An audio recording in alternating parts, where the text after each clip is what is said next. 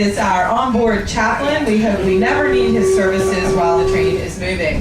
We also have Roger is our Pinkerton agent. So if indeed you do act up on the train, he has strict orders to throw you off. We also have Jeff Greenewald in the back. And today what we're going to do is we're going to provide some historical narrative to you on the northbound leg. And then Jeff will take over and provide you with some period music entertainment on the way back. So he'll be singing, playing his guitar, and playing his banjo for you. I just want to start years to finish it. So if any of you live very close to I-83, you know what it's like to have your commute under construction for 30 years. Now these nice people over here at the New Freedom Station are standing on the platform of what was an original design and a very typical design for the Northern Central. Because that rectangular building could be built very cheaply and easily, there was 8 of those buildings along the main line. Now, unfortunately for everyone else, but fortunately for us, actually buildings that Abraham Lincoln himself could have seen as his train passed by. Off to the left here, you're going to see a red brick building about 3 stories. That was the general store, but it started as a mill. You can see the Cadorus Creek over here, and this building is actually built over top of the Cadorus Creek. It was a mill, it used the water power, but later when it was converted to the Railroad General Store, it continued to use the Cadorus as cold storage.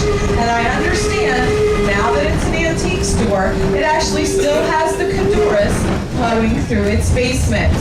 Over here to the right is the Jackson House Bed and Breakfast. Both of those buildings would have been here by 1850 or 1860 when Abraham Lincoln came through.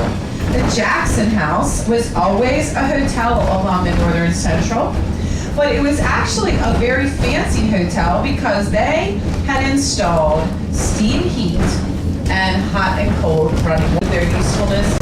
And during the Civil War, Frederick Held actually sent tannery workers out to battlefields to skin horses that had been killed in battle, to bring the hides back there to the tannery to be tanned into leather goods that were sent right back out to the boys in blue. Work along the track at construction sites as the railroad moved north. Now, the farmers in the area love the railroad.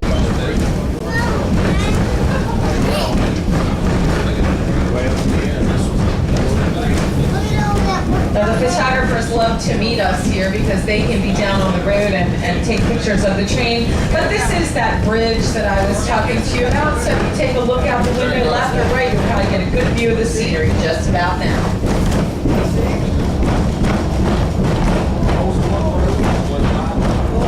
I'm going to stop the train for a brake check and then we will head south again. While we're sitting here though, I want to point out one thing to you, and that is the Getty gas station. Painting of the mill. That was one of William Heathcote's original mills that he